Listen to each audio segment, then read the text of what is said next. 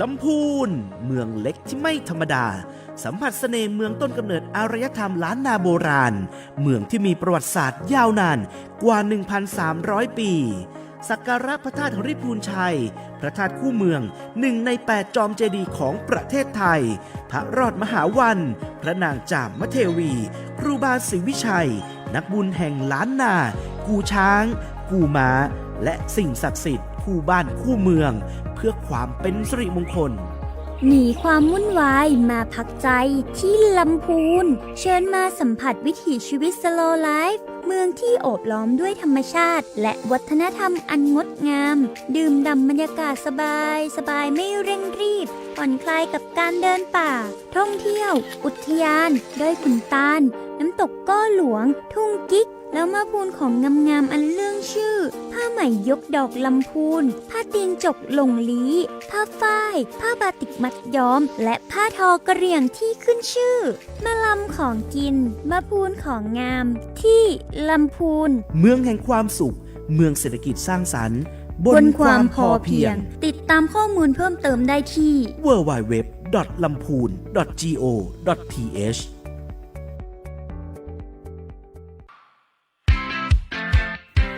ข่าวดีมาแล้วครับพี่น้องเกษตรกรศูนย์เมล็ดพันธุ์ข้าวเชียงใหม่เปิดรับสมัครโครงการส่งเสริมการเปลี่ยนเมล็ดพันธุ์ข้าวปี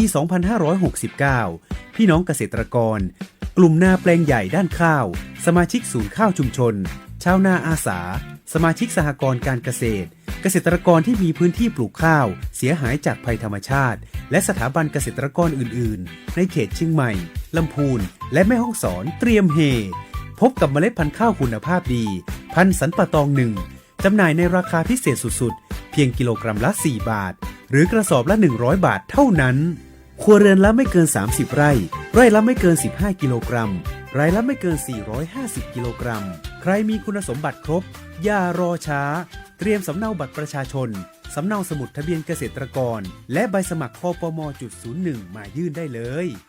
เปิดรับสมัครแล้วตั้งแต่วันนี้จนกว่าเมล็ดพันธุ์จะหมดย้ำนะครับหมดแล้วหมดเลยสนใจติดต่อศูนย์เมล็ดพันธุ์ข้าวเชียงใหม่โทร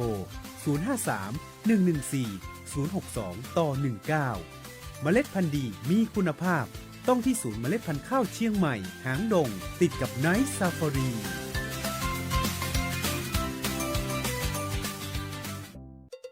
ฟ้าเขียวเหลืองส้มแดงสีคู่สีมีความหมายเจ้าเพราะส่งผลต่อการดูแลสุขภาพในแต่ละวันของท่านและคนในครอบครัวก้าฝุ่น PM 2.5 แสดงผลเป็นสีฟ้าหรือสีเขียวทำกิจกรรมกลางแจ้งได้ตามปกติก้าฝุ่นสีเหลืองอยู่ในระดับปานกลางประชาชนกลุ่มเสี่ยงควรใช้หน้ากากอนามัยและลดระยะเวลาการทำกิจกรรมกลางแจ้งก้าฝุ่นสีส้มหรือสีแดงอยู่ในระดับมีผลกระทบกับสุขภาพของประชาชนต้องสวมหน้ากากอนามัยป้องกันฝุ่นงดกิจกรรมกลางแจ้งและถ้ามีอาการผิดปกติควรต้องไปพบคุณหมอโดยด่วนเจ้าดูแลด้วยใจป้องกันด้วยความรู้ปป้องกันฝุ่นจิ๋วปิดประตูหน้าต่างคือมิดชิดปัดกวาดเช็ดถูด้วยผ้าจุ๊บน้ำบ่ให้ฝุ่นฟุ้งกระจายและป้องกันด้วยการสวมใส่หน้ากากอนามัยทุกครั้งหากจำเป็นต้องออกในที่โล่ง PM 2.5 บ่ใช่ก้าควันไฟที่พอบหันแต่คือภัยเงียบที่ซึมเข้าสู่กระแสเลือดและทำลายสุขภาพของเฮาได้กู้วินาทีตรวจสอบก้าฝุ่น PM 2.5 ได้ตลอดเวลาที่แอปพลิเคชัน Air for Thai ด้วยความปรารถนาดีจากศูนย์อำนวยการป้องกันและแก้ไขปัญหาไฟป่าหมอกควันและฝุ่นละอองขนาดเล็กจังหวัดลำพูนอย่าเผานะจ๊ะช่วยกันคนละนิดอากาศจะกลับมาสดใส PM 2.5 อย่าให้มันทำร้ายร่วมมือร่วมใจกันไว้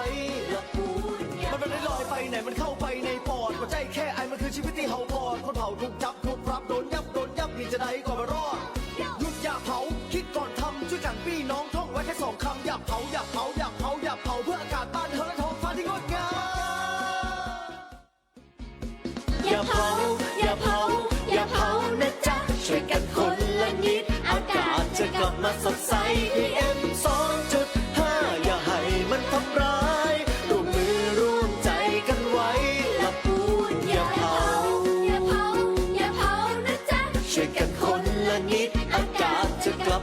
ใส PM 2.5 อย่าให้มันทำร้ายร่วมมือร่วมใจกันไว้ละปูนมันไม่ลอยไปไหนมันเข้าไปในปอดหัวใจแค่ไอมันคือชีวิตที่เฮาก่อนคนเผาถูกจับถูกปรับโดนยับนี่จะได้ก่อนมารอดหยุดอย่าเผาคิดก่อนทำช่วยกันพี่น้องท่องไว้แค่สองคำอย่าเผาอย่าเผาอย่าเผาอย่าเผาเพื่ออากาศบ้านเฮาและท้องฟ้าที่งดงาม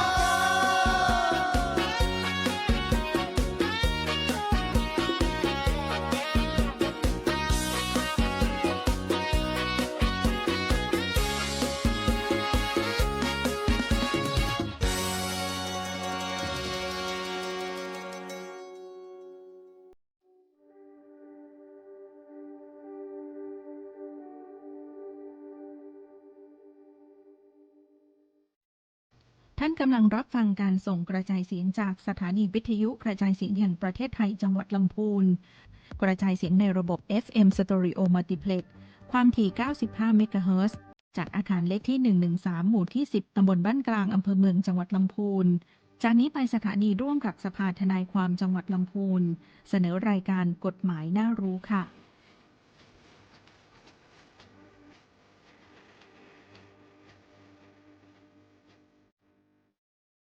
สวัสดีค่ะ สวัสดีค่ะท่านผู้ฟังค่ะ สวัสดีค่ะ ท่านผู้ฟังทางบ้านนะคะ แล้วก็มิตรรักแฟนรายการทุกท่านนะคะ ขอต้อนรับเข้าสู่รายการกฎหมายน่ารู้นะคะนำความรู้ทางกฎหมายนะคะมาเล่าให้เข้าใจฟังง่ายๆ เพื่อประชาชนรู้กฎหมาย จะได้ไม่ถูกเอาเปรียบนะคะทุกท่านก็วันนี้เราได้รับเกียรตินะคะจากทางศาลยุติธรรมจังหวัดลำพูนนะคะมีพี่ๆนิติกรชำนาญการทั้งสองท่านก่อนอื่นขอแนะนำนะคะท่านแรกคือคุณพี่ปาริชาติสังคลักษณ์นะคะและท่านที่สองคือพี่กินติ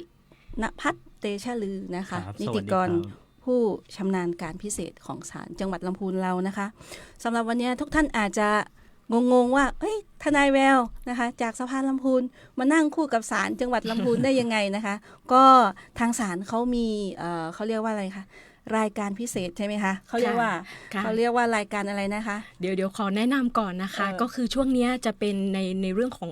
มีการจัดโครงการนะคะเขาเรียกว่าโครงการศาลยุติธรรมเพื่อประชาชนนะคะซึ่งหนึ่งในนั้นนะคะเป็นในเรื่องของการประชาสัมพันธ์ที่เราจะมาออกเพื่อที่จะประชาสัมพันธ์นะคะในส่วนของศาลว่ามีอะไรยังไงบ้างดำเนินการยังไงบ้างในศาลนะคะซึ่งก็อยู่ในโปรแกรมของเราเหมือนกันที่เราจะได้มาออกรายการวิทยุนะคะซึ่งก็ทั้งหมดกี่ครั้งจะมาหาแล้วพวกเรานี่กี่ครั้งตื่นเต้นเลยประมาณ3ครั้งนะคะที่ว่าจะขอความอนุเคราะห์นะคะก็ครั้งนี้จะเป็นครั้งแรกนะคะที่เราจะเจอกันนะคะก็จะมีการพูดคุยกันในส่วนของงานที่ดำเนินการในศาลอย่างวันนี้ก็คือจะมาพูดในส่วนของในเรื่องของการไกล่เกลี่ยและประนอมข้อพิพาทในศาลว่าเป็นยังไงก็เรื่องนี้ไกล่เกลี่ยใช่ไหมคะสัปดาห์หน้าล่ะคะสัปดาห์หน้าจะเป็นในเรื่องของการปล่อยตัวชั่วคราวค่ะแล้วก็จะเป็นในเรื่องของการติดกำไร EM ก็เรียกว่ากำไรติดตามตัวนะคะแล้วสุดท้ายแล้วค่ะแล้วสุดท้ายจะเป็นในเรื่องของคดีผู้บริโภคนะคะว่ามันมีคดีผู้บริโภคในการดำเนินการในศาลเนี่ยเป็นยังไงบ้างนะคะก็อยากจะให้คุณผู้ฟังทางบ้านรอติดตามกันนะคะก็เหมือนเดิมนะคะทุกท่านถ้าทุกท่านอยากฝากคำถามแต่ว่านิดนึงนะคะเนื่องจากว่ากระบวนการเวลามันสั้นมากนะคะเราก็จะเปิดออนคอให้หลัง20นาทีหลังแต่ท่านสามารถฝากข้อความไว้นะคะที่ Facebook หรือเบอร์นะคะ053 525 566 053 525 566ค่ะพอได้ยินหัวข้อแล้วอดใจฟังไม่ไหวเลยค่ะสำหรับหัวข้อเรื่องของการไกล่เกลี่ยประนอมข้อพิพาทในศาลซึ่งก็ก่อนที่ท่านจะมาหาทนายความอย่างเงี้ยก่อนจะมาหาทนายความเขาบอกโอ้ยมันจะต้องเสียเงินมันจะต้องทำยังไงแต่ว่าตอนเนี้ยมาศาลก็ช่วยได้ใช่ไหมคะใช่ค่ะก็ขอทั้งสองท่านลองเล่าให้ฟังหน่อยว่าวิธีการเนี่ยถ้าชาวบ้านนะคะประชาชนจะไปที่ศาลแล้วไปไกล่เกลี่ยก่อนฟ้องเนี่ยจะทำยังไงบ้างคะเรียนเชิญค่ะเดี๋ยวเราเริ่มที่ความหมายของในเรื่องของการไกล่เกลี่ยและประนอมข้อพิพาทก่อนไหมคะว่าการไกล่เกลี่ยและประนอมข้อพิพาทในศาลเนี่ยเขาทำกันยังไงความหมายเป็นยังไงคะอ๋อครับในส่วนของการไกล่เกลี่ยข้อพิพาทนะครับอย่างที่ท่านผู้ฟังนะครับเมื่อมีข้อพิพาทเกิดขึ้นนะครับไม่ว่าจะก่อน ในชั้นศาล ค่ะ หรือว่าปกติในชั้นก่อนไปถึงศาลนะครับ ค่ะ มันก็จะมีวิธีการในการที่จะระงับข้อพิพาท ค่ะ เนาะ ค่ะ เมื่อข้อพิพาทได้มีการเจรจาหรือว่าการไกลเกลี่ยนะครับ หรือการได้คุยกัน ค่ะ ถ้าระงับข้อพิพาทมันก็ไม่ไปสู่ศาลเนาะ ค่ะ ซึ่งจริงๆกระบวนการของการไกลเกลี่ยข้อพิพาทเนี่ยมันมีตั้งแต่ชั้นในชุมชนนะครับ ค่ะ เมื่อเกิดข้อพิพาทเกิดขึ้นเนาะซึ่งไม่ใช่ว่าการไกลเกลี่ยจะเกิดขึ้นแต่ในศาลเรานะครับ ค่ะ ซึ่งตามพรบไกลเกลี่ยข้อพิพาท ค่ะ 62เนาะ ค่ะ ก็จะมีในส่วนของการไกลเกลี่ยในส่วนของภาคประชาชนนะครับ อืม ใช่ไหมครับ ะ เคยได้ยินเนาะ ค่ะ ที่ว่า ค่ะ มันเป็นยังไงคะ เวลามี ค่ะ ข้อพิพาทเกิดขึ้น ข้อพิพาทเกิดขึ้นเดี๋ยว ใช่ เดี๋ยวจะ อ่า เกริ่นให้นิดนึงก็คือว่าถ้าสมมติว่าในชุมชนที่มี ค่ะ การเกิดทะเลาะกันแบบ ค่ะ เอาง่ายๆ แบบทะเลาะเบาะแว้งกันในชุมชน ค่ะ อะไรอย่างเงี้ย ค่ะ ค่ะสมัยก่อนนี่ ค่ะ ไปหาใครหาผู้นำชุมชน ผู้ พ่อ ใหญ่ หลวงบ้านเนี่ย กำนัน นึก ผู้ใหญ่ เลยผู้ บ้า หลวงบ้าน นอะไรอย่างเงี้ยนะคะ ค่ะ แม้กระทั่งลามไปถึงพระสงฆ์องค์เจ้าก็มีเหมือนกันนะคะ ก็มีค่ะ ในการที่ท่านจะมาช่วยในการ ค่ะ ไกลเกลี่ยข้อพิพาทให้ในชุมชนนะคะ ซึ่งก็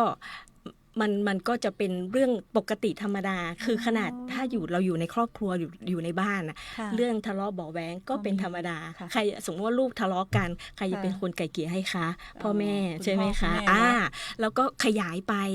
จากครอบครัวของเราเล็กๆ ค่ะ ขยายไปในชุมชน อ่า แล้วก็ ชุมชนใช่ แล้วก็ขยายไปเรื่อยๆนะ ใช่ คะ ครับ ค่ะ ซึ่งถ้ามันเกิดข้อพิพาทกันแบบเนี้ย ค่ะ แล้วดำเนินการมาจนถึงกระบวนการของศาล ค่ะ หรือว่าก่อนที่จะมีกระบวนการของศาลที่เราทำกันมาก่อนหน้านี้ก็ที่เขาจะเรียกว่าการไกล่เกลี่ยก่อนฟ้อง ใช่ นะคะ ก่อน ซึ่งการ เกลี่ยก่ ก่ อ อน น ฟ้ ฟ้ อ อง งเป็นยังไง เดี๋ยวให้คุณกิตตินภัทรหรือพี่อั๋นนะคะเล่าให้ฟังหน่อยหนึ เรียน ง เชิญ ค่ะ พี่อั๋นค่ะเรียนเชิญ ครับ เราเรียกว่าพี่อั๋นดีกว่านะ ได้ เรียนเชิญพี่อั๋นค่ะ ค่ะ เรียนเชิญ ในส่วนของการไกลเกลี่ยก่อนฟ้องนะครับ อย่างผมยกตัวอย่างเมื่อกี้มีข้อพิพาท ค่ะ อาจจะไม่ได้เลือกช่องทางของศาล ค่ะ อาจจะไปที่ศูนย์ดำรงธรรม ศูนย์ดำรงธรรม ค่ะ ก็ได้ นะครับ ค่ะ ไปชั้นของโรงพักอาจจะ ค่ะ ไปลงบันทึกประจำวัน ค่ะ ขอเชิญอีกคู่กรณีอีกฝ่ายหนึ่งมาเจรจานะครับ ค่ะ แต่หรือในส่วนของอัยการก็จะมีสำนักงาน มี อั เหมื ย อน การ กัน คุ้มครองสิทธิ์นะครับ ค่ะ ซึ่ง คุ้มค ต ร ร อง งนี้ สิทธิ์ สามารถที่จะไปรับคำปรึกษาหรือว่า มีการกระบวนการของการไกลเกลี่ยเนาะ ค่ะ แต่ในชั้นศาลเราเนี่ยก็ตามประมวลกฎหมายวิธีพิจารณาความแพ่งมาตรา 23 นะครับ ซึ่งเป็นกฎหมายที่ออกใหม่เนาะ อืม ซึ่งชาวบ้านที่มีข้อพิพาท ค่ะ ยังไม่ต้องฟ้องคดีเนาะประสงค์ที่จะ อ๋อ ไกลเกลี่ยก่อนฟ้องนะครับ ค่ะ ทางศาลจังหวัดลำพูนหรือว่าศาลยุติธรรมทั่วประเทศนะครับ ก็จะมีในส่วนของกระบวนการเนี่ย ค่ะ ให้คำปรึกษาเนาะ อืม อาจจะเข้าไปขอรับคำปรึกษาก่อน ค่ะ หรือว่าลองคุยกันดู ถ้ามันมีช่องทางหรือว่าเป็นไปตามกฎหมาย ที่บอกว่าสามารถฟ้องคดีได้ ในส่วนของศาลจังหวัดลำพูนหรือว่าศาลยุติธรรมทั่วประเทศนะครับ ก็จะมีการจัดทำคำร้องให้นะครับ ค่ะ ขั้นตอน จัดทำคำร้อง คือตรงเนี้ยไม่มีค่า ซึ่ ใช้ ง จ่าย ตรงนี้ไม่ ใช่ เป็นข้อ รับ ดีเลย ไม่มี ก็คือไม่มีค่าใช้จ่ายนะคะ ใช่ครับ ค่ะ ถ้าอย่างนี้ถ้าเราจะยกตัวอย่างให้เห็นภาพเนาะ อืม ครับ ให้เห็นภาพเลยสมมติว่า ค่ะ เราสองคนเนี่ยยืมตังค์กันสัก อ่า 50,000 บาท ค่ะ แต่ตกลงกันไม่ได้ยืมก็ไม่ ค่ะ ยอมคืนนู่นนี่ อืม นั่น อะไรเงี้ยเข้าไป นะ หาพี่อันที่ศาลจังหวัด ได้ครับ ลำพูนเนาะ ค่ะ ทนายแววกับพี่ บ้ บาง ลิ พี่ ชาติเนี่ย ปา ยืมตังค์กันพี่ปาเนี่ยยืมตังค์กัน ค่ะ 50,000 บาท อืมค่ะ อ่ะ พี่ปายืมตังค์ทนายแววทนายแววไม่ยอมให้ละ แล้ว ค่ะ จะไปที่ศาลละจังหวัดลำพูนละพี่อันอย่างเงี้ยต้องทำยังไงบ้างคะ ก็ไปที่งานไกลเกลี่ยนะครับ ที่ ค่ะ ที่ศาลเรานะครับ ค่ะ อย่างบอกว่าอย่างทนายแววว่าเมื่อ ใช่ กี้ ค่ะ เนาะ ยืมตังค์ 50,000 บาท 50,000 เนาะ บาท อ่ะ แต่ ค่ะ แต่ยืมมันไม่มีสตางค์คืนนะพี่ โอเค ก็ พี่ปาริชาติคือไม่มีสตางค์คืนจริง ๆ ไม่มีนะ ไม่หนีไม่จ่าย โอ้ ค่ะ เราจะไปที่ศาลจังหวัดลำพูนอย่างเงี้ยค่ะ อืม ไปหาพี่อ่านพี่อ่านจะช่วยได้ยังไงบ้างคะ ก็ ค่ะ เบื้องต้นก่อนนะครับ อืม ค่ะ ก็ต้องมาขอดูเอกสารหลักฐานก่อน อ๋อ เนาะ ค่ะ ซึ่งตามประมวลกฎหมายแพ่งเนาะการ ค่ะ กู้ยืมเงินกว่า 2,000 บาทต้องมีหลักฐานเป็นหนังสือ ค่ะ อืม ใช่ไหมครับ หนังสือกู้ยืมเงินค่ะ นั่นเป็นหลักเบื้องต้นก่อน ค่ะ แต่ที่ส่วนไกลเกลี่ยก็อาจจะขอดู เอกสารหลักฐานการกู้ยืมเงินก่อนนะครับ อ๋อ แต่ถ้าไม่มีหรือว่าเหมือนเป็นเพื่อนสนิทเนาะ ค่ะ ค่ะ แล้วให้กันยืมกันจริง อืม ตรงนั้นอาจจะเป็นส่วนหนึ่งของที่เราจะทำให้เนาะแต่ถ้ามันไม่มีจริงๆนะครับ ค่ะ อาจจะมีเดี๋ยวนี้มันมีแอปพลิเคชัน LINE ค่ะ ที่มีการเจรจา มี เนาะ ข้อความทางไลน์ ใช่ ข้อความ ที่ ทางไลน์ใช้เป็นหลัก ที่ ฐานได้ ที่ อะไร มีการ เงี้ย สนทนากันเนาะว่าเงินที่ยืมไป ค่ะ ที่น้องแววยืมพี่ปาไป50,000นะ ค่ะ ค่ะ จะคืนวันไหนเนาะ โอ้ แต่ถ้า ค่ะ ถ้าทนายแววน้องแวว ค่ะ บอกว่าพี่ปาขอเวลาอีกสักอาทิตย์หนึ่งได้ไหมอย่างเงี้ยเนาะ อืม พี่ปาก็ครบอาทิตย์พี่ปาก็อาจจะทวงถามไป ค่ะ นะครับ มีแชทไลน์ตรงเนี้ย อืม ถ้าแคปหน้าจอเอามาที่ศูนย์ไกลเกลี่ยก็จะพิจารณาเนาะเหมือนว่า ค่ะ เอามาทำประกอบการรับคำร้อง ค่ะ เหมือนว่าพออย่างนี้เราก็จะทำคำร้องนะครับ อาจจะใช้เวลาสักประมาณ1 อาทิตย์นะครับ 1 อาทิตย์ในการไกลเกลี่ย ใช่ครับ ก็ถือว่าไม่นาน ใน ก็ถื ใน อว่า การ ไม่นาน ทำ เนอะ คำร้องนะครับ ค่ะ ในการทำร้องก่อน ค่ะ ค่ะ ประมาณไม่เกิน1 อาทิตย์อย่างเงี้ยครับ คำร้องนี่ชื่อว่าคำร้อง คำร้องขอไกลเกลี่ยก่อนฟ้อง อ๋อ นะครับ ก็คือทางนิติกรจะเป็นคนทำให้เลยว่า ใช่ คำร้อง ครับ ขอไกลเกลี่ยก่อนฟ้องระหว่างทนายแววกับพี่ปาวิชา ใช่ อ๋อ พี่ปาก็จะเป็นผู้ร้อง ผู้ร้อง ทนาย ค่ะ แววก็เป็นผู้ถูกร้อง ผู้ถูก นะค ร้ บ อง เรื่องก็กู้ยืมอย่างเงี้ย ค่ะ ประมาณนี้แหละ ก็ ครับ เหมือนสัญญายอมเลยใช่ไหมคะ ลักษณะมันคล้าย เหมือน ๆ กัน เป็น ใช่ไหมคะ เป็นคำฟ้องก่อนครับ อ๋อ เป็นคำฟ้องที่เหมือนเวลาเราฟ้องคดีเราต้องค่ะ อาจจะว่าจ้างทนาย ค่ะ ร่างคำฟ้องเพื่อไปยื่นต่อศาล อ๋อ เนาะตรงเนี้ยในส่วนของงานไกลเกลี่ยเขาจะ ค่ะ ทำเป็นคำร้องไกลเกลี่ยก่อนฟ้อง ค่ะ นะครับ อ๋อ แล้วก็ประกอบเอกสารถ้ามีสัญญาเงินกู้เราก็ ค่ะ แนบเอกสารให้คำร้อง ค่ะ เป็นสัญญาเงินกู้ หรือว่าการสนทนาผ่านแอปพลิเคชัน LINE ค่ะ ก็แนบให้ ค่ะ ศาลท่านพิจารณาเนาะรับคำร้องครับ ค่ะ ค่ะ อย่างนี้ก็พอจะสรุปได้อย่างนี้ได้ไหมคะว่า ถ้าสมมติว่ามีเคสยืมตังค์กันลักษณะนี้นะคะ ท่านผู้ ค่ะ ฟังก็เราผู้ร้องเนี่ยถ้าเข้าไปหานิติกรเนี่ยท่านอาจจะต้องได้เตรียมเอกสาร สัญญากู้ยืมเงิน ค่ะ แชทไลน์เพื่ออำนวยความสะดวกให้กับทางศาล ใช่ เพื่อที่ว่า ครับ จะได้เอาไปประกอบคำร้องนะคะ ดังนั้นเนี่ยถ้าท่านจะไปที่ศาลท่านจะไปตัวเปล่า ท่านต้องเตรียมหลักฐานไว้ด้วยเนาะอันนี้คือข้อแรก ค่ะ ใช่ไหม ใช่ คะพี่ ครับ ค่ะ พอเห็นภาพนะคะ ทุกท่านพอเห็นภาพเนาะ ค่ะ ต่อมาแล้วคะพี่ปามีอะไรมาฝากวางต่อ แต่ มา แต่ทีนี้ค่ะ มันมีนิดนึงนะคะ เพราะ ค่ะ ว่าอย่างถ้าสมมติว่าไป ค่ะ ไปละแต่ทีเนี้ยเราไม่ทราบอย่างถ้าสมมติว่าอาจจะไม่ใช่เคสการกู้ยืม ใช่ แต่เรา ค่ะ ไม่ทราบข้อมูลของอีกฝ่ายหนึ่งอย่างเงี้ย ค่ะ จะมีปัญหาไหมคะพี่อ่านอาจจะฝากไว้ให้นิดนึง ไม่ทราบข้อมูลหมายถึงว่าไม่ทราบที่อยู่หรืออะไรประมาณนี้เหรอครับ ที่อยู่ชื่อแบบอาจจะเรียกแบบน้องแววไม่รู้ชื่อนามสกุลจริงหรืออะไรอย่างเงี้ย เป็นเพื่อนสนิทกันจริง แต่ไม่เคยถามที่อยู่เลย พอทะเลาะ ขยู่ กัน ที่ไห แล้วยังไง ยังไง อะไรอย่างเงี้ย ก็เป็นอีกหนึ่งข้อมูล จะ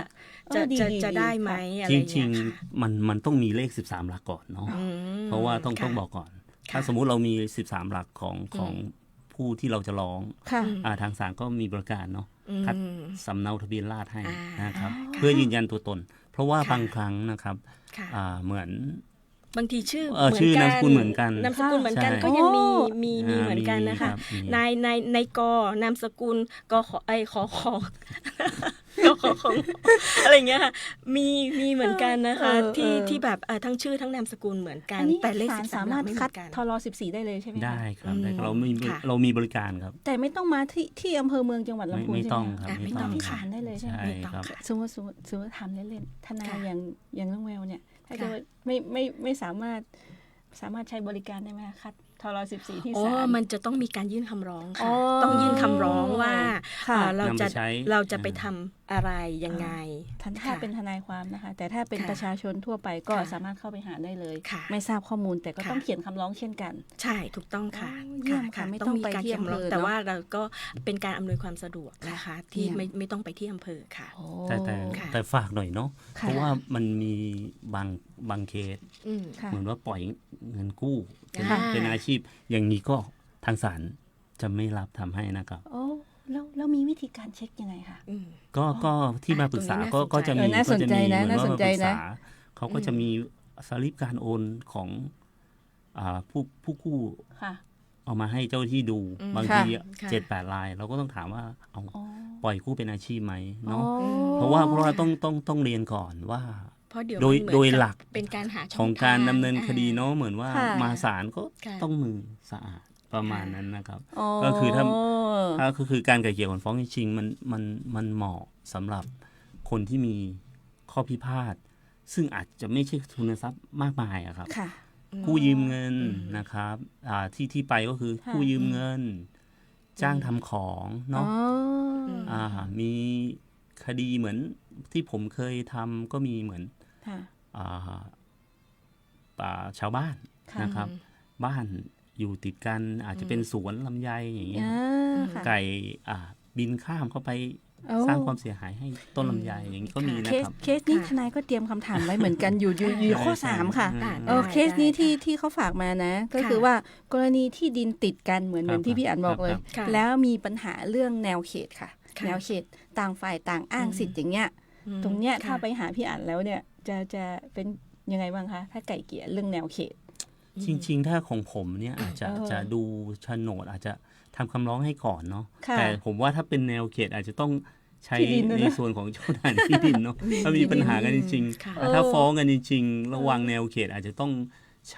ช้ในส่วนของเจ้าพนักงานเป็น ค่ะ เป็นผู้รังวัดเนาะ ค่ะ แต่ถ้าจากไก่เกลี่ยก่อน ค่ะ ฟ้องอาจจะเข้าไปดูก่อนเนาะถ้าเรามีพอช่องทางที่เราจะทำคำร้องให้เขา แล้ว ค่ะ ให้ทั้งคู่เข้ามา คุยกัน ทำ เนาะ กันค่ะ เพราะว่าการไกล่เกลี่ยเนี่ย ค่ะ แม้จะไม่สำเร็จหรือว่ายังไง ค่ะ ก็ไม่ตัดสิทธิ์ที่จะไปฟ้องเป็นคดีเนาะ ใช่ ค่ะ เพราะว่าขบวนการหรือว่าอะไรที่ปรากฏในส่วนของสำนวนไกล่เกลี่ยก็ไม่สามารถเอาไปใช้เป็นพยานหลักฐานในชั้นศาลได้อยู่แล้ว ตรงนี้นะครับ ก็ ครับ คือว่า ต้อง ถ้า ต้อง ถ้า แย ทาง ก นี้ ก่อน ใช่ ว่า ค่ะ ว่า ใช่ เป็นก่อนฟ้องหรือว่าดำเนินการฟ้องแล้ว ใช่ นะคะ ครับ ต้องดู ตรงนี้ อีที ไก่เกลี่ย ค่ะ ไม่เสร็จก็ยัง ค่ะ มีชั้นทนายความอยู่ อ่า ใช่ไหม ก็ คะ เข้าร องรับ ใจ ให้ ค่ะ อ๋อ ค่ะ ถือว่ามี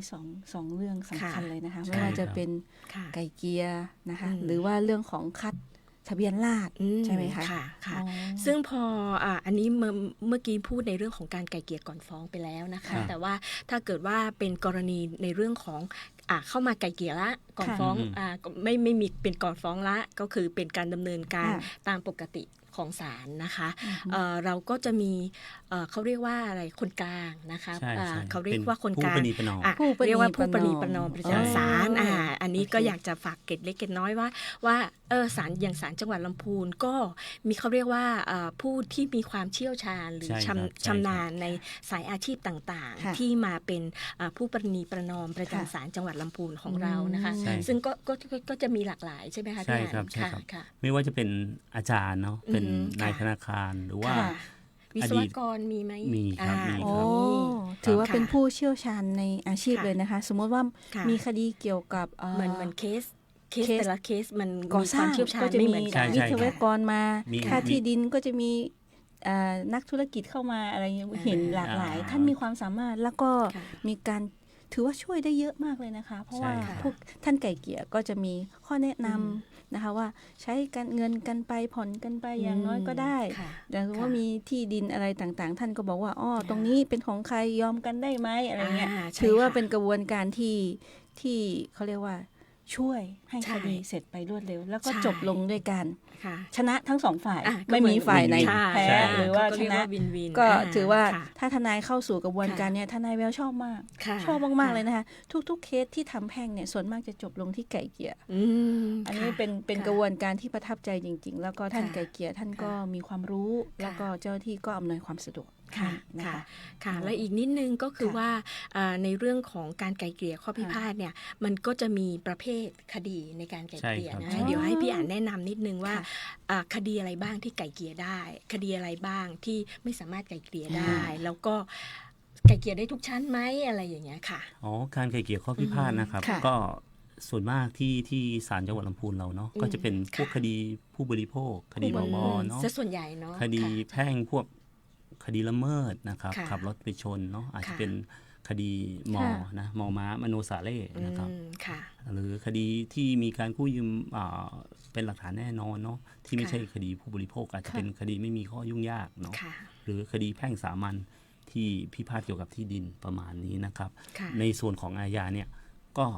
ค่ะ กระบวนการไกล่เกลี่ยก็ในส่วนความผิดของ อาญาที่ยอมความได้เนาะ ค่ะ อย่างเช่นพรบเช็คนะครับ การความผิดเกี่ยวกับยักยอก ยัก นะ ย ค อ รับ กทรัพย์ ใช่ไหมครับ ค่ะ ช่อโกงประมาณนี้นะครับ ก็ ค่ะ กระบวนการไกล่เกลี่ยก็สามารถที่จะช่วยได้เนาะเพราะว่าเมื่อคู่ความสามารถเจรจาตกลงกันได้เนาะในส่วนของสิทธินำคดีอาญามาฟ้องก็ระงับไป ค่ะ ตามวิอาญามาตรา 39 อืม นะ ค่ะ ครับ ซึ่งในการไกล่เกลี่ยเนี่ยก็จะบอกว่าได้ทุกชั้นศาลไม่ ค่ะ ว่าจะศาลชั้นต้ ต้ น นใช่ครับ ศาลอุทธรณ์แม้กระทั่งศาลฎีกาก็ ใช่ ไกล่เก ก็ ลี่ยได้ ไกลเกลี่ยได้ ค่ะ อ๋อ แม้แต่ชั้นบังคับคดีนะครับ อ่า ที่เรา ค่ะ อยู่ในส่วนของไกล่เกลี่ยก็ อืม มีชาวบ้านนะครับ ค่ะ ที่ถูกหมายบังคับคดีในการยึดทรัพย์ไปแล้วนะครับ อ๋อ ได้รับหนังสือจาก ค่ะ ค่ะ สำนักงานบังคับคดีจังหวัดลำพูน ค่ะ ค่ะ แต่เขาก็ ค่ะ ถือไปที่ส่วนไกล่เกลี่ยของเราก็จะ ค่ะ ดูอันนี้มันชั้นบังคับคดีอย่าง ค่ะ นี้ครับ อืม นะกระบวนการไกล่เกลี่ยมันมีตั้งแต่ก่อน อืม ระหว่าง ก่อน ระหว่าง ระหว่าง พิจารณา ค่ะ นะครับ แล้วหลัง อ๋อ กระบวนการพิจารณาก็มีครับขั้นตอนการไกล่เกลี่ยนะครับ อืม ค่ะ เดี๋ยวผมก็อยากจะเสริมหน่อยหนึ่งเมื่อกี้เราพูดถึง ค่ะ กระบวนการของการไกล่เกลี่ยก่อนฟ้อง อ่า นะครับ ค่ะ จริงๆในส่วนของปวิแพ่งมาตรา 20 ตรีเนี่ย อืม ค่ะ ซึ่งถ้าสามารถเจรจากันได้นะครับ อือฮะ แล้วคู่ความทำข้อตกลงเนาะ ค่ะ ในวันที่มีข้อตกลงที่ศาลนะ ค่ะ ก็สามารถที่จะยื่นคำร้องขอศาลนะครับ ให้มีคำพิพากษาตามยอมได้ โอ้ อันนี้เป็นส่วนที่เนาะที่สามารถขอได้ ขอได้ นะครับ อืม แต่ ค่ะ อาจจะต้องแสดงเหตุผลอันสมควรให้ศาลท่านได้พิจารณาเนาะว่า ค่ะ เหตุใดเนาะที่จะขอให้ศาลท่านพิพากษาไปเลยเนาะคือไม่ต้องเข้าสู่กระบวนการของ ค่ะ การฟ้องปกตินะครับ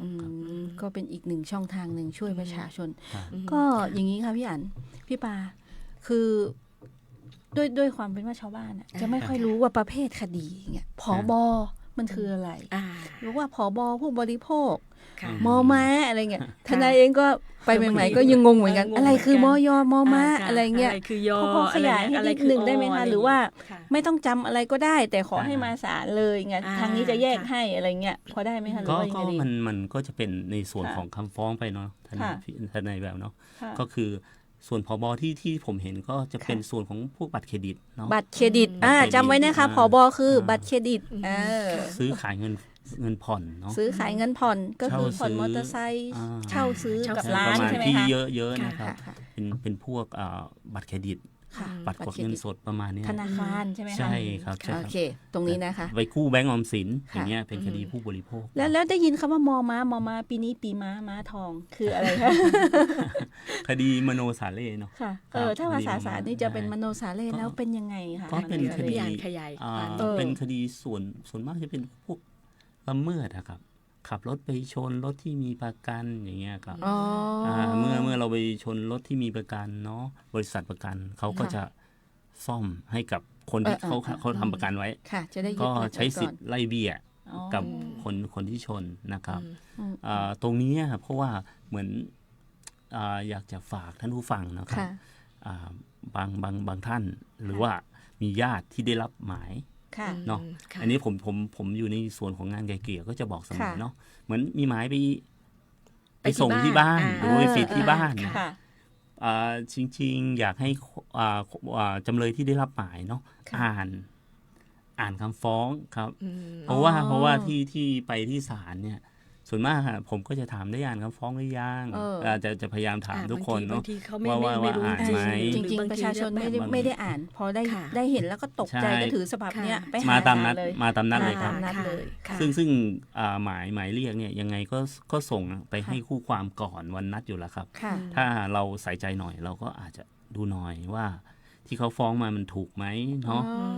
จำนวนทุนทรัพย์ที่ฟ้องมามันใช่หรือเปล่าอย่างเงี้ยครับการคิดดอกเบี้ยของโจทย์ถูกต้องหรือไม่เนาะ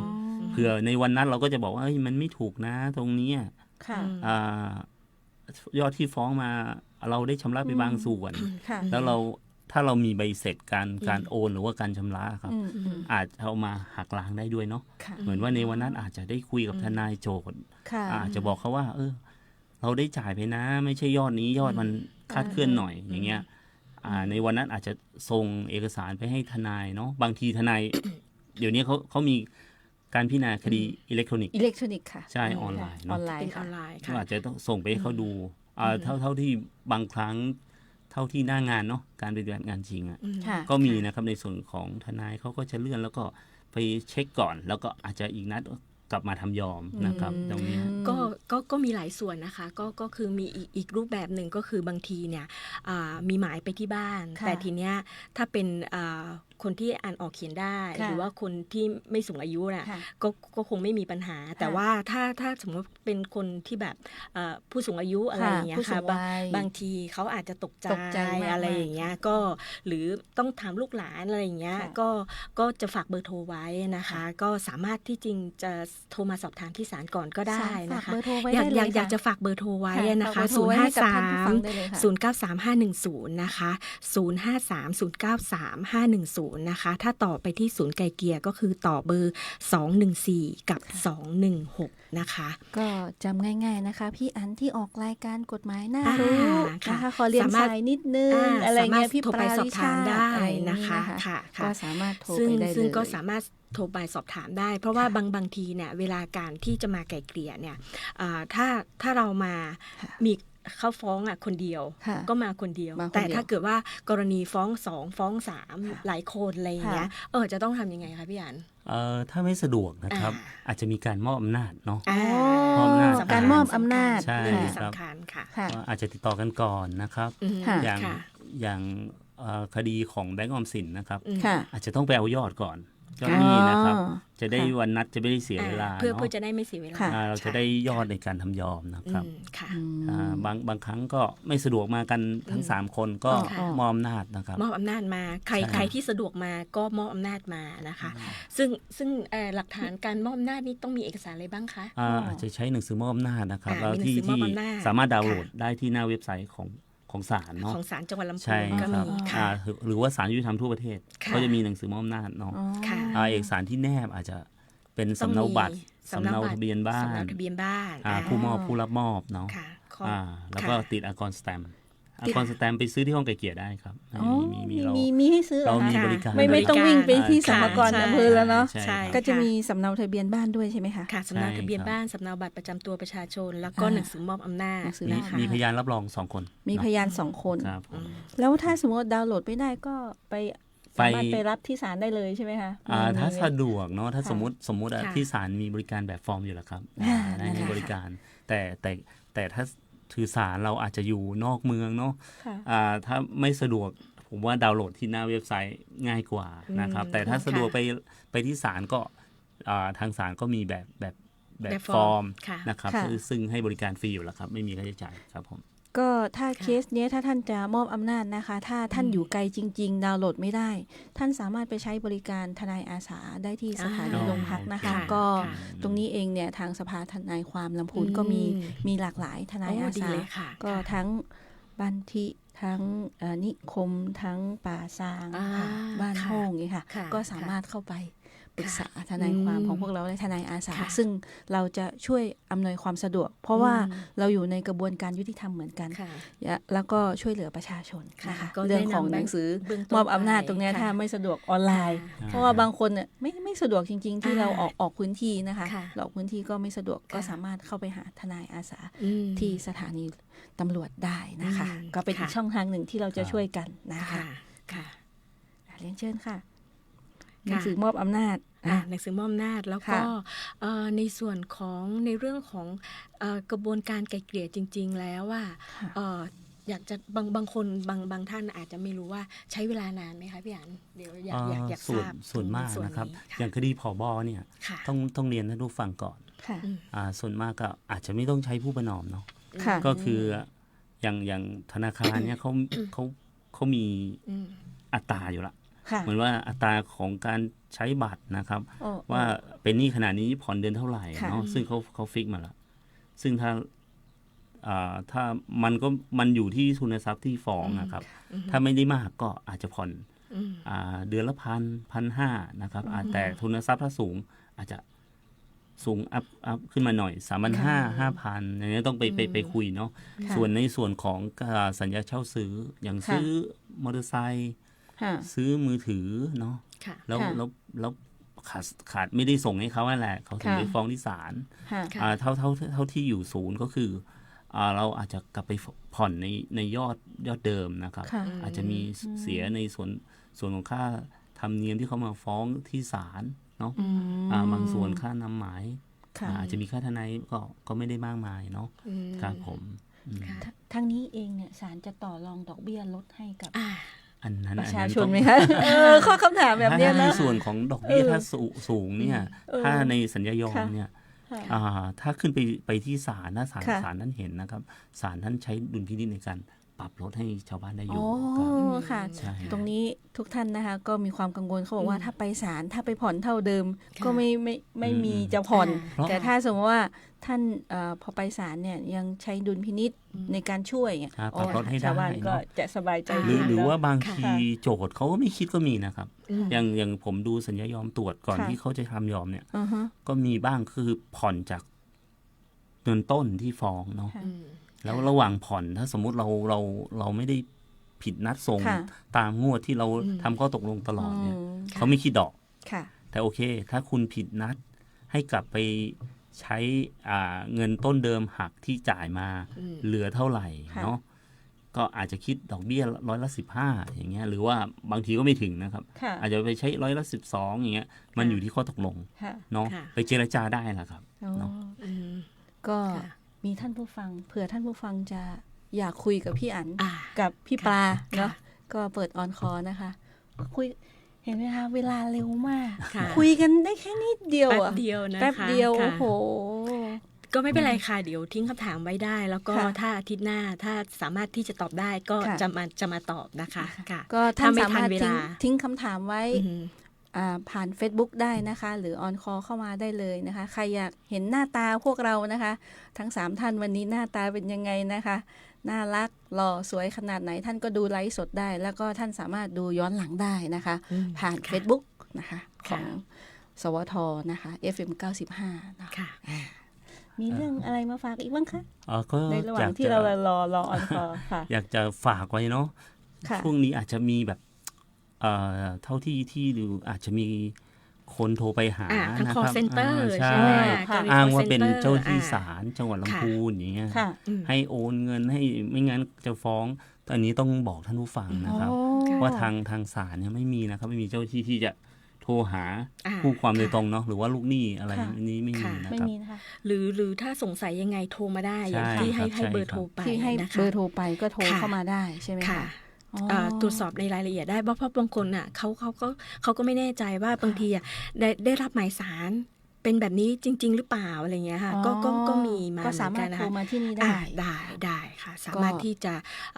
เราเช็ครายละเอียดให้ได้นะคะ ว่ามีคดีที่ศาลจังหวัดลำพูนจริงๆไหมอะไรอย่างเงี้ยค่ะ เพราะว่ามัน ค่ะ มีเลขคดีเนาะ ค่ะ เราสามารถตรวจสอบเลขคดีจากเอกสารที่ส่งไปที่บ้านก็ได้นะครับ ตอนนี้ ค่ะ มันมีมิจฉาชีพเนาะ ใช่ ที่ ใช่ ที่ ครับ เคสที่โทรมาถามทนายแววก็จะมีเลขคดีโอ้โห ค่ะ ฟ้องวันที่เดือนกุมภา ค่ะ มีตัดสินไปละเดือน ค่ะ กุมภาซึ่งมันไม่ใช่เราก็ ใช่ ดูตรงนั้น ใช่ เราก็จะรู้ ค่ะ อยู่แล้วเนาะ ค่ะ มีเลข ค่ะ ดำเลขแดงครบหมด ค่ะ เลย แล้วก็มีโลโก้หลายโลโก้มาก ทั้ง อืม บังคับคดีทั้งศาลโอ้โหเยอะมากอันนั้นเนี่ย ค่ะ ต้องเช็คเนาะ ค่ะ ได้รับห โท มาร ย ไป พ ตร ว ว ก จ นี้ สอบได้ โทรไปตรวจสอบได้ เราจะ อ๋อ ตรวจจากฐานข้อมูลของเราเนาะ ค่ะ ถ้ามันเป็นคดียื่นฟ้องที่ศาลจริงๆอ่ะเราใส่เลขคดีมันก็จะเป็นชื่อคู่ความขึ้นมาเลยครับ ถ้ามันไม่ตรงก็ไม่ใช่ละครับ ก็ไม่ใช่ อาจจะเป็น แล้ว เอก เนาะ สารปลอมที่ทำขึ้นมา มิตร เนาะ คิดถึงท่านแล้วนะคะ ใช่ มิจฉาชีพ ค่ะ เนาะ ค่ะ อันนี้เรื่องที่อยาก ค่ะ จะฝากไว้ก็คือไม่มีทางศาลโทรไปว่า ไม่ ให้ มี ชำระ ไม่ ไม่ มี มี ครับ นะคะ ไม่ ไม่ มี มี ค่ะ คอนเฟิร์มเนาะ ค่ะ แล้วก็ศาล ค่ะ จังหวัดลำพูนเราโชคดีเนาะ ค่ะ ไม่ได้แบ่งเป็นศาลแขวงศาลจังหวัดมีแค่ศาลเดียวใช่ไหมคะ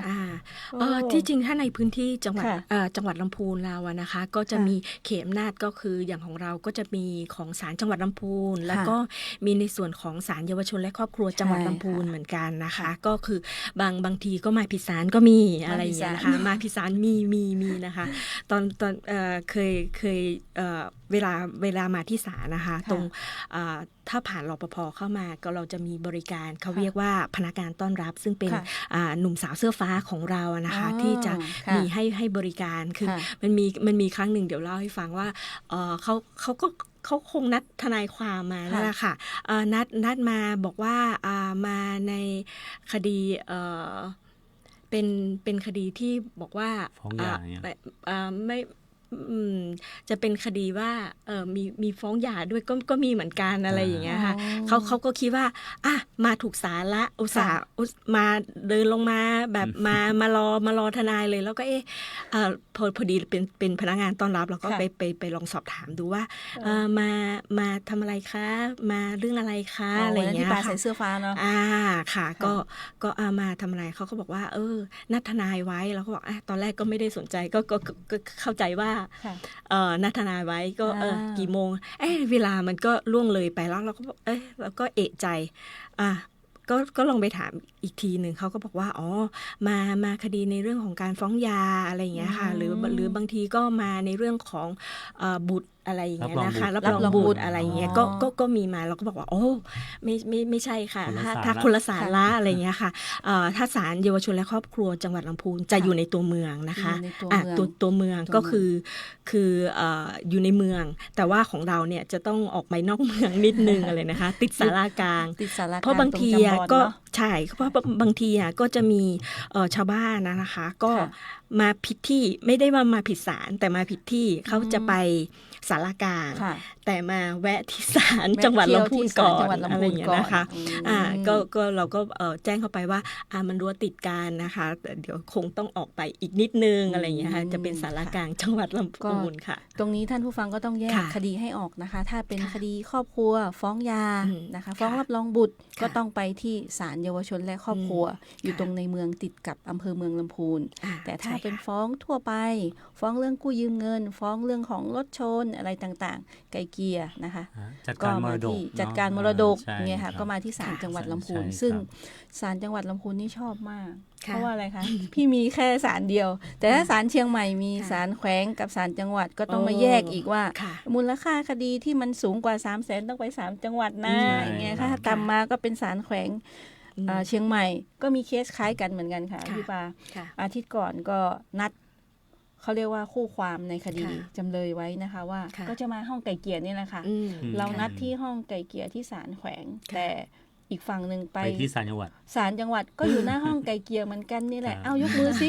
เอายกมือก็ไม่มีปรากฏว่าไปผิดศาลนะคะก็โชคดีไปเราก็เลยบอกว่ายังไงเช็คถ้าสมมติได้รับหมายศาลเนี่ยขอเช็คนิดนึงนะคะว่าไปศาลไหนกันแน่อะไรอย่างเงี้ยค่ะเพราะว่าบางทีเนี่ยถ้าไปมันก็เสียเวลาเนาะถึงแม้ว่าจะลำพูนกับเชียงใหม่มันใกล้กันก็ตามแต่ว่ามันก็เสียเวลานะคะถ้าดูสักอย่างพี่ปาว่าเคสที่ไปผิดศาลเนี่ยที่ไกลเกลี่ยก็มีนะครับเหมือนว่าจำเลยเขาอยู่ที่ลำพูนแต่หมายศาลเนี่ยอาจจะเป็นหมายต่างเนาะอาจจะฟ้องที่กำแพงเพชรอย่างเงี้ยครับแต่เจ้าที่ของศาลลำพูนไปส่งตามภูมิลำเนาของสมมุติจำเลยเป็นผู้ค้ำประกันอยู่ที่สมมุตินะครับอยู่ที่ป่าซางอย่างเงี้ยเขาก็ดูหน่อยเพราะว่าหน้าหมายก็จะบอกว่าศาลถ้าเป็นศาลลำพูนก็จะว่าศาลลำพูนนะครับบางทีก็ศาลแพ่งมันมีนะครับที่ไปแล้วแบบคดีอยู่ศาลแพ่งศาลที่ไม่ใช่ศาลลำพูนแล้วก็ถือหมายไปในวันนัดซึ่งเราในส่วนของงานไกล่เกลี่ยก็จะประสานศาลต้นทางเจ้าของคดีให้ว่าเขามาผิดศาลอาจจะมีการเลื่อนให้นะครับขออนุญาตให้เลื่อนให้ไปโทรประสานทนายเนาะฟังดูศาลแล้วก็ไม่น่ากลัวก็เป็นอีกหนึ่งที่เป็นที่พึ่งของประชาชนนะจริงๆเรายินดีนะครับเหมือนปัญหามีปัญหาที่จะขอรับคำปรึกษาอย่างทนายแววว่าในส่วนของสภาทนายความก็จะมีทนายอาสาเนาะที่เขาประจำอยู่ตามโรงพักใช่ไหมครับที่ศาลเราก็มีศาลจังหวัดลำพูนก็มีเขาไปนั่งให้คำปรึกษากับชาวบ้านเนาะในส่วนของศาลของเราก็มีนะครับในส่วนของงานนิติกรเนี่ยก็สามารถเข้ารับคำปรึกษาได้เนาะไม่มีค่าใช้จ่ายนะครับก็คุยกันมาแบบเพลินๆจะหมดเวลาแล้วอ่ะก็สำหรับวันนี้เนาะการเจรจาไกล่เกลี่ยหัวข้อที่พี่ๆทางศาลมาให้เราเนี่ยก็จะมีเรื่องของการไกล่เกลี่ยก่อนฟ้องระหว่างฟ้องแล้วก็หลังฟ้องก็มีนะคะแล้วก็เคสที่ให้บริการที่อยู่ไม่ว่าจะเป็นขอคัดทร.14แล้วก็เรื่องของการ ให้บริการผู้ประนอมในศาลแล้วก็เรื่องของค่าฟ้องหมู่ใช่ไหมคะฟ้องหมู่ก็ถ้าให้สะดวกก็เรื่องของมอบอำนาจมาให้เรียบร้อยนะคะแล้วก็เรื่องของคดีที่สามารถยอมความได้ก็จะเป็นกู้ยืมเงินบัตรเครดิตใช่ไหมคะแล้วก็คดีอาญาที่สามารถยอมความได้เช่นคดีเช็คคดีฉ้อโกงแล้วก็ยักยอกทรัพย์เนาะทั้งหมดนี้เป็นสาระที่พี่ๆทางศาลยุติธรรมนำมาฝากพวกเราก็ในโครงการอะไรนั่นนะคะพี่ปาศาลยุติธรรมเพื่อประชาชนค่ะซึ่งจะบอกว่าโครงการนี้นะคะถือว่าเป็นเราเรียกว่าอะไรเป็นแบรนด์ก็แล้วกันนะคะเป็นแบรนด์ของทุกๆศาลในตอนนี้นะคะซึ่งจะเป็นจากนโยบายของท่านประธานศาลฎีกาเรานะคะที่จะมุ่งเน้นเพื่อที่จะให้บริการกับประชาชนนะคะก็ถือว่าเป็นเชิงรุกอย่างหนึ่งนะคะเพื่อที่จะให้ชาวบ้านประชาชนได้เข้าถึงศาลและก็เข้าถึงด้วยความสะดวกรวดเร็วนะคะบริสุทธิ์ยุติธรรมนะคะแล้วก็สามารถคือบางทีภาพเก่าๆเราจะมองศาลว่าแบบน่ากลัวเคร่งขรึมใครก็ไม่อยากไปที่ศาลนะคะแต่ว่าศาลยุคใหม่นะคะยุคใหม่นี่คือเราก็มีทั้งที่จะออกไปให้บริการกับประชาชนนะคะอย่างบางทีเนี่ยอย่างศาลจังหวัดลำพูนเนี่ยเราก็ไปให้บริการในพื้นที่เลยก็มีนะคะในอำเภอของ8อำเภอของจังหวัดลำพูนเราก็จะไปทุกอำเภอด้วยซ้ำนะคะค่ะซึ่งแต่ก่อนเนี่ยเราก็จะมีการในเรื่องของการไกล่เกลี่ยนะคะข้อพิพาทในชุมชนอะไรอย่างเงี้ยค่ะในการไปให้ความรู้ทั้งไปให้ความรู้ชาวบ้านเองนะคะในชุมชนนะคะไปโรงเรียนก็มีนะคะที่เราจัดขึ้นนะคะซึ่งตรงนี้เราก็หวังว่า